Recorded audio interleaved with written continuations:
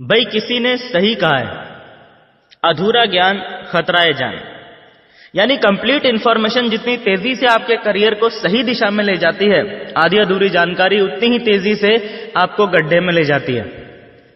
Network marketing actual में वो train है जो कि गरीबपुर से अमीरपुर जाती है और पिछले कई दशकों से लगातार जा रही है। लाखों लोगों को आज तक उनकी मंजिल पे पहुंचा भी चुकी है।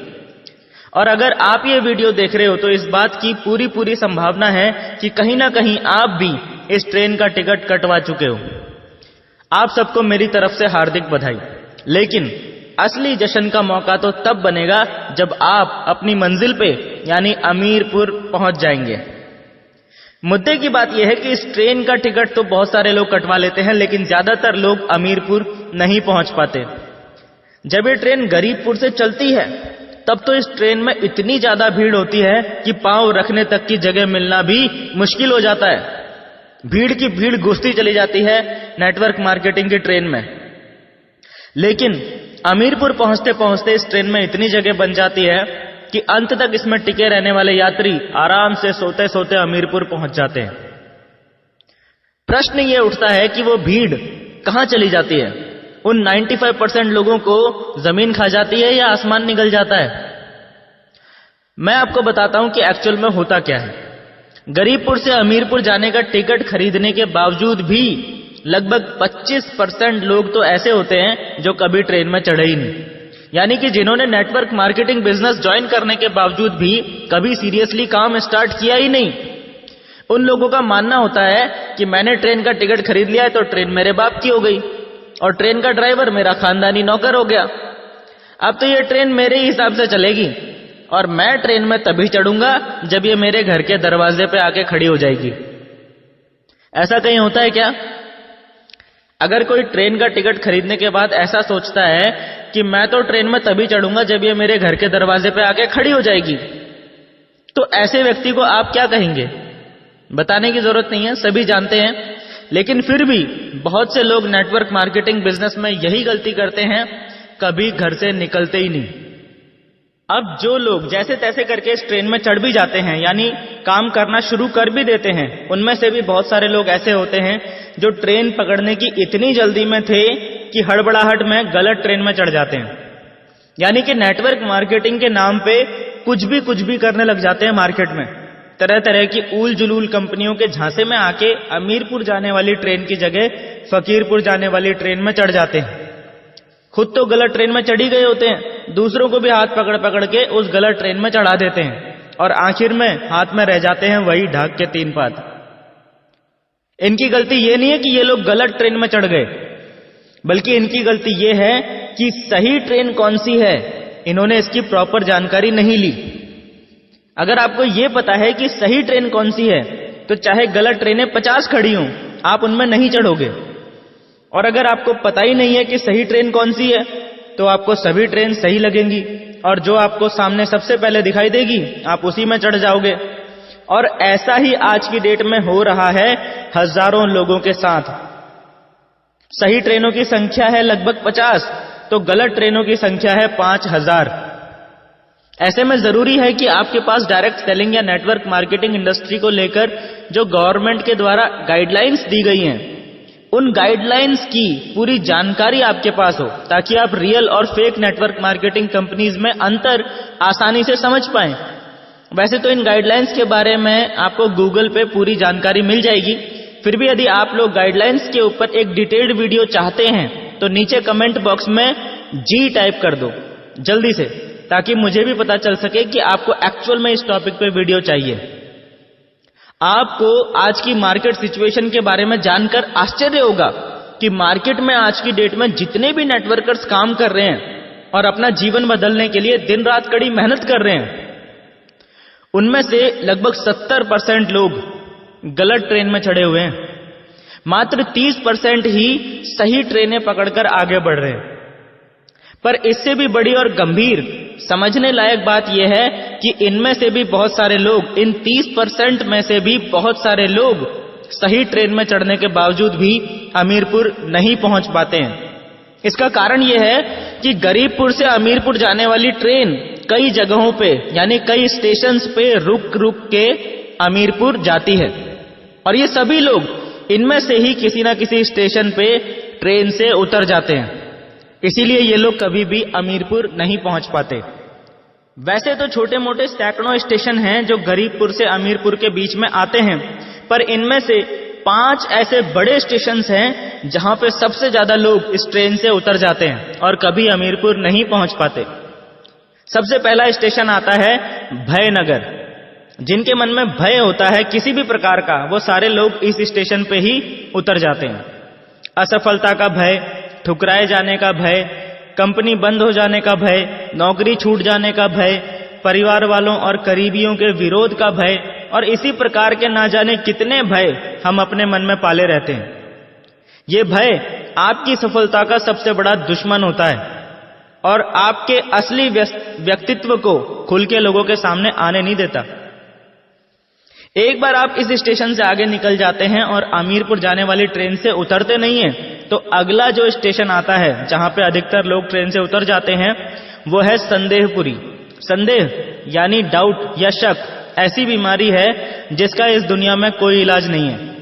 संदेह सीधा आपकी बुद्धि पर अटैक करता है और आपकी सोचने, समझने और डिसीजन लेने की क्षमता को खत्म कर देता है। डाउट कभी भी आ सकता है, डाउट किसी पे भी हो सकता है, कंपनी पे, प्रोडक्ट्स पे, सिस्टम पे, अपलाइन पे, किसी पे भी।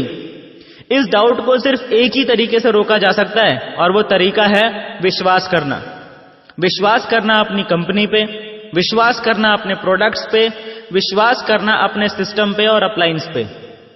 अगर आप में विश्वास है तो आप संदेहपुरी स्टेशन से भी बच जाएंगे और आगे निकल जाएंगे। एक बार आप इस स्टेशन से आगे निकल जाते हैं और अमीरपुर जाने वाली ट्रेन से उतरते नहीं हैं, तो अगला स्टेशन यानी तीसरा बड़ा स्टेशन जहां पे अधिकतर लोग ट्रेन से उतर जाते हैं वो है सलाहपुर। जी हां, आपने भय पे जीत हासिल कर ली, आपने संदेह पे जीत हासिल कर ली। अब आपको उन लोगों से बचना है जो आपको फालतू सलाह देकर आपके रास्ते से भटकाने की कोशिश करते हैं।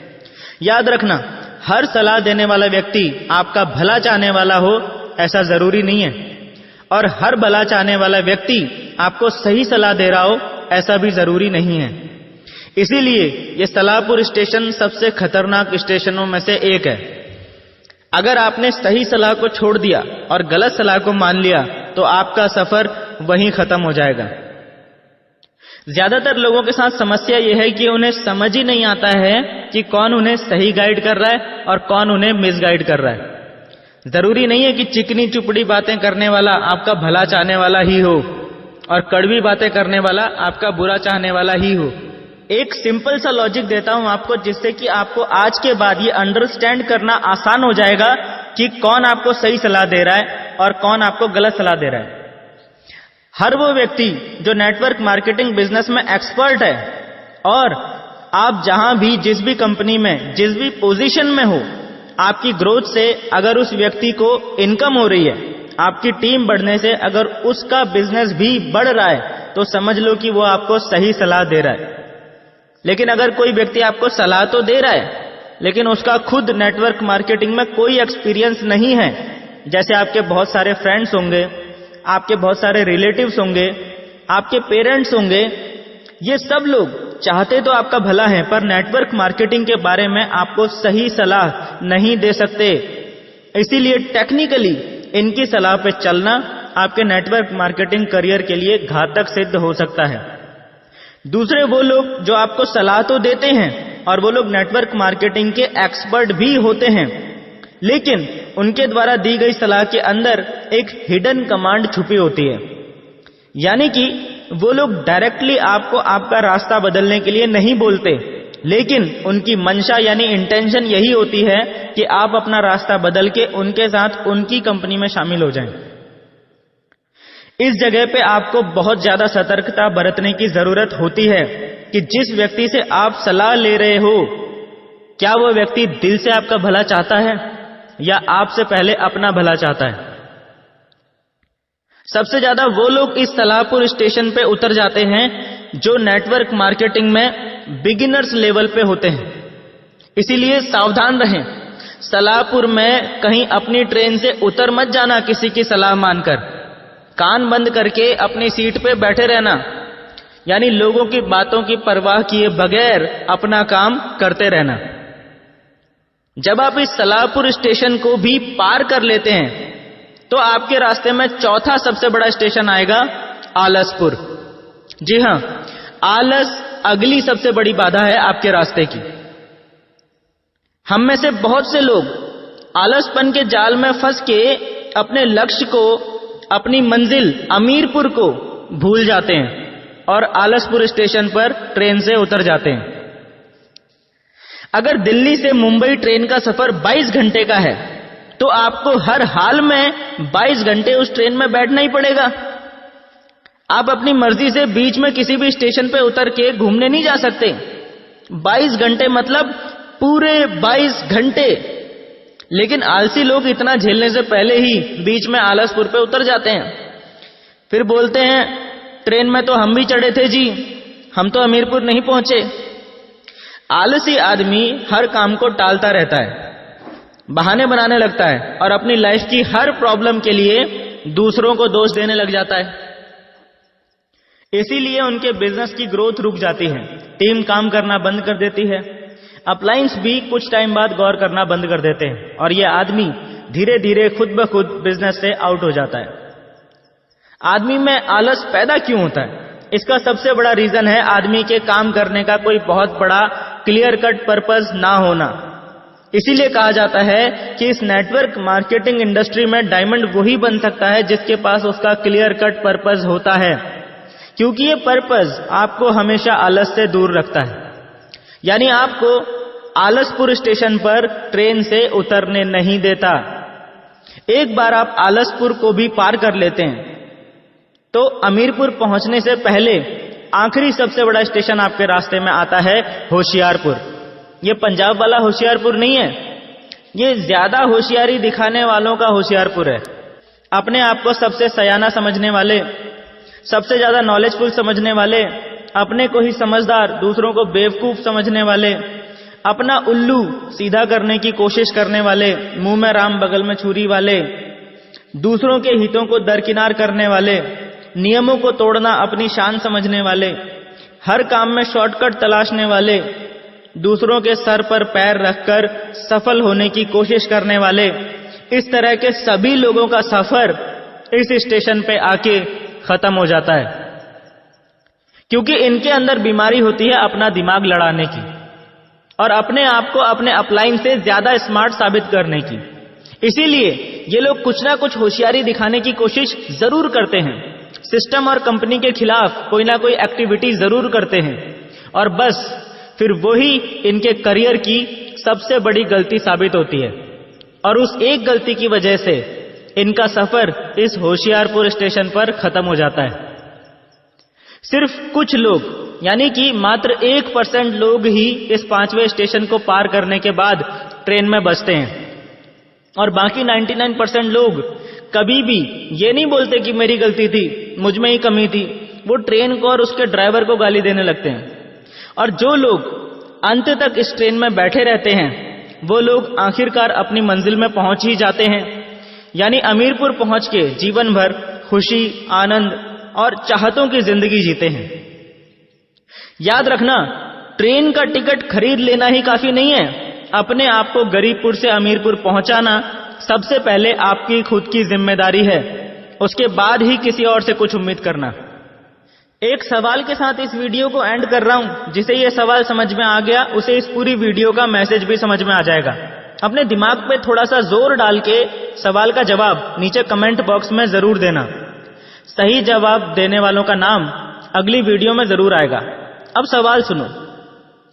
एक बार एक जगह पे रेस आयोजित हो रही थी। रेस जीतने वाले को 1 करोड़ रुपए का इनाम मिलने की घोषणा की जाती है। उस रेस में 3 लोगों ने पार्टिसिपेट किया, मिस्टर ए, मिस्टर बी और मिस्टर सी। तीनों रेस वाले दिन रेस वाली जगह पे पहुंचते हैं तो क्या देखते हैं कि रेस के लिए जो रास्ता चुना गया था वो एक जंगल से होकर गुजर रहा था, बल्कि यूं कहूं कि वो रास्ता था ही नहीं, वो तो घना जंगल था। और चैलेंज ये था कि जो व्यक्ति सबसे पहले इस जंगल को पार करके दूसरी तरफ पहुंच जाएगा वो विजेता बन जाएगा। समस्या ये थी कि उस जंगल में शेर, चीते, भालू, सांप, बिच्छू, मगरमच्छ, हाथी और तमाम तरह के जंगली जानवर भरे पड़े थे और साथ ही कंकड़, पत्थर और कंटीली झाड़ियों से वो जंगल भरा पड़ा था। अब हुआ ये कि ये सब देखकर मिस्टर ए ने तो रेस में भाग लेने से ही मना कर दिया। उसने सीधा बोल दिया, मेरे बस की बात नहीं है भाई। अब मिस्टर बी और मिस्टर सी इन दोनों ने दौड़ने का डिसीजन लिया। रेस शुरू हुई और मिस्टर बी और मिस्टर सी घुस गए जंगल में। दौड़ते दौड़ते थोड़ी देर में क्या हुआ, मिस्टर बी को ठोकर लगी और वो कंटीली झाड़ियों में गिर गया। उसके शरीर में जगह जगह से खून निकलने लगा और वो रोता रोता वहीं से वापस लौट गया। जहां से रेस शुरू हुई थी वापस वहीं पे आके खड़ा हो गया। मिस्टर सी भी जंगल में दौड़ रहा था। दौड़ते दौड़ते अचानक उसको भी ठोकर लगी, वो भी गिर पड़ा। वो उठा तो उसने देखा कि पैर के अंगूठे से खून निकल रहा है। उसने परवाह नहीं करी और वो आगे बढ़ता रहा। थोड़ी देर में पैर में एक कांटा लग गया और दर्द होने लगा। उसने अब भी परवाह नहीं करी और वो आगे बढ़ता रहा। इसी प्रकार जंगल में जितनी भी मुश्किलें आई उसने किसी की भी परवाह नहीं करी और वो लगातार आगे बढ़ता चला गया। देखते ही देखते उसने पूरा जंगल पार कर दिया। वो विजेता बन गया और उसे 1 करोड़ रुपए का इनाम मिल गया। सवाल ये नहीं है कि कौन जीता या किसका फायदा हुआ। आप लोगों से मेरा सवाल ये है कि इस स्टोरी में सबसे ज्यादा नुकसान किसका हुआ, मिस्टर ए का, मिस्टर बी का या मिस्टर सी का? जल्दी से अपना दिमाग इस्तेमाल कीजिए और नीचे कमेंट बॉक्स में बताइए कि सबसे ज्यादा नुकसान किसका हुआ और क्यों। अगली वीडियो की शुरुआत इसी सवाल के जवाब के साथ होगी और सही जवाब देने वाले सभी लीडर्स का नाम भी नेक्स्ट वीडियो में अनाउंस किया जाएगा। हमारी नेक्स्ट वीडियो की नोटिफिकेशन आपके फोन में आए और YouTube पे वीडियो पब्लिश होते ही आपके फोन की घंटी बज जाए, उसके लिए नीचे मौजूद सब्सक्राइब के बटन को अभी दबा दीजिए और बटन दबाते ही साइड में घंटी का एक निशान आएगा, उसे भी जल्दी से दबा देना ताकि नेक्स्ट वीडियो आपसे मिस ना हो। और हाँ, जाने से पहले इस वीडियो को अपनी टीम में शेयर जरूर कर देना ताकि आपकी टीम तक भी ये ट्रेनिंग वीडियो पहुंच जाए और उनका भी दिमाग खुल जाए। मिलते हैं दोस्तों नेक्स्ट ट्रेनिंग वीडियो में, तब तक के लिए thank you and wish you all the best.